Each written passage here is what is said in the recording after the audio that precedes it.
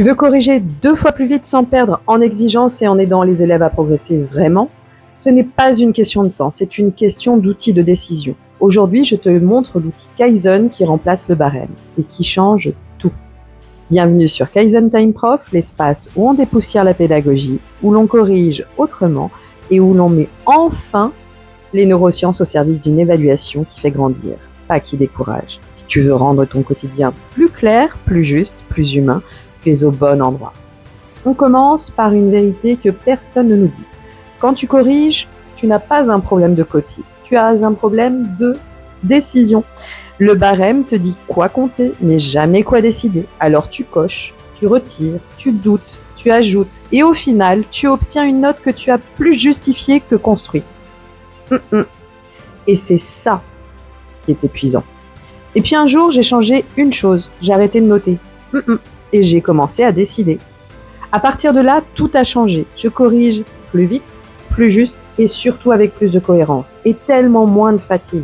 Pourquoi ? Parce que j'ai remplacé le barème par un arbre de décision. Et cet outil, je te le montre maintenant. Première branche de l'arbre, le cœur. L'arbre de décision Kaizen repose sur une question simple. Vraiment, l'élève maîtrise-t-il les 3 critères essentiels ? S'il les a tous, 12. S'il en a 2, 8. S'il en a 1, 4. Et là, tu as déjà une décision claire, simple, stable, sans addition et surtout sans hésitation. On avance, deuxième branche. Question suivante, a-t-il un critère avancé ? Oui, 16. Non, il reste à 12. Puis, sa copie est-elle parfaite ? Oui, 20. Non, il reste à 16. En 15 secondes, la décision est prise et elle est juste. Mais pour faire progresser, il faut autre chose. Là, on quitte la note. On entre dans l'apprentissage. Les jalons, ce n'est pas une évaluation, c'est un GPS. Ils répondent à une seule question. Où en es-tu dans ton apprentissage ? 3 jalons, simples. Je découvre, je teste, je m'approprie. Ils ne servent pas à noter, ils servent à guider, à dire voilà ce que tu maîtrises, voilà ce qu'il te reste à travailler, voilà comment avancer. Et pour aider les élèves à avoir ça, on utilise un outil puissant, une grille Kaizen qui permet à l'élève de se situer avant que tu corriges. Il coche son jalon, les critères essentiels, ce qu'il pense avoir réussi, ce qu'il doit retravailler, et dans 90% des cas, son auto-évaluation est cohérente avec mon arbre de décision. Parce qu'il comprend enfin comment on décide. Et c'est là que tout devient fluide. Regarde, avec un barème, je coche, j'entoure, je compte, je justifie, je doute. Avec l'arbre Kaizen, je réponds à 3 questions. 3 critères essentiels, 12. Critères avancés 16, copie parfaite 20.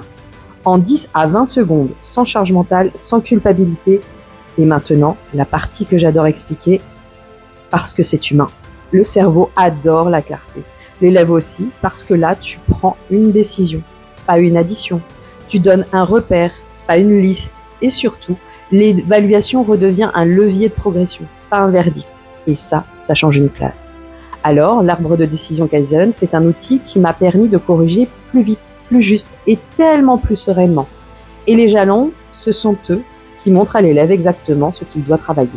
Dans l'épisode 4, je te montre comment choisir les bons critères essentiels pour rendre ta correction simple, lisible et profondément juste. Tu vas voir, ça change tout.